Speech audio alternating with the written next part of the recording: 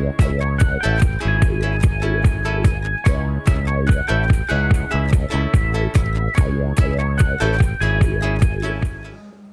I'm Stan Stolniker, and we're at the Hub Culture Paris Pavilion during COP21. Joining me now is Lisa Jacobson, who is the CEO of the Business Council for Sustainable Energy, great Washington-based policy advocacy organization.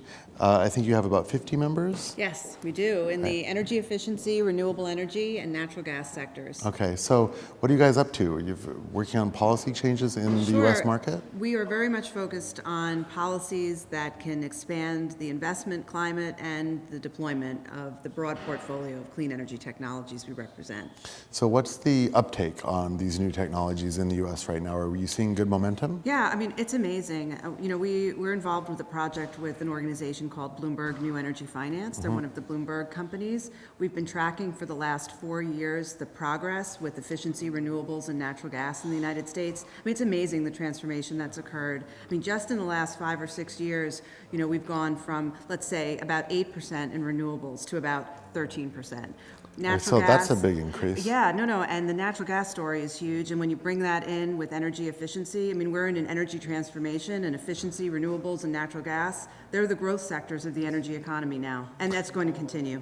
Do you think that there's a point in the future that's visible where we're going to see a leveling off or reduction in actual carbon emissions based on the adoption of these new technologies? Oh, that's already happening.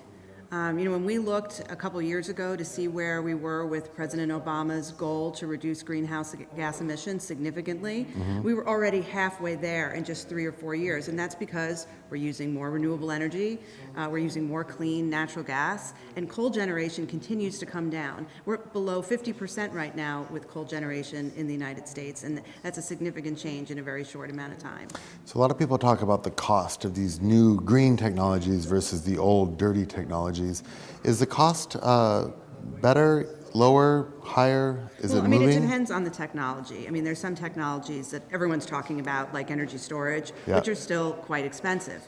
But, as we scale, just like we saw with solar technology, which has had like an 80% reduction in cost in a very short period of time, once we start using more storage or fuel cells or more solar, we're just going to see those costs come down, and, the consumer benefits, and of course the planet benefits too. Yeah.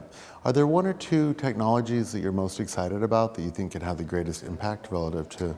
Well, I'm particularly interested in, how we have a systems approach in all of our energy systems, whether that be in buildings, whether that be in things like mini grids. I mean, let's use what has been the great engine of the decade or more, the internet and communications technology, and really revamp and revitalize our energy system in the country. I mean, that's what gets me excited. So it's not just one technology, it's lots of technologies. Putting them to use, again, in a systems approach will get us huge efficiency advantages, and also do things like, make the grid more resilient.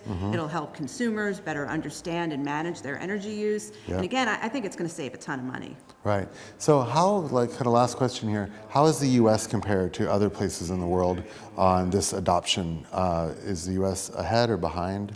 Well, I mean, if you look at Bloomberg New Energy Finance's data, we're number 2, second to China in terms of clean energy investment as a country.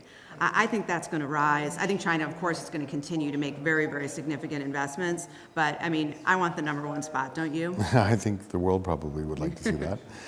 Okay, thanks so much. Any final thoughts about COP21 and how things have gone? Well, I think it's going to be a good outcome. And, for example, just in my organization, we had over half my board of directors participate and over half of my membership across, again, efficiency, renewables, natural gas, very diverse businesses. They all wanted to participate to show what they're doing and what their technologies can do. I mean, they're readily available. They're ready to go. Right. Okay. Ready to go. Clean energy. Lisa Jacobson and Stan Stolniker here at the Hub Culture Paris Pavilion.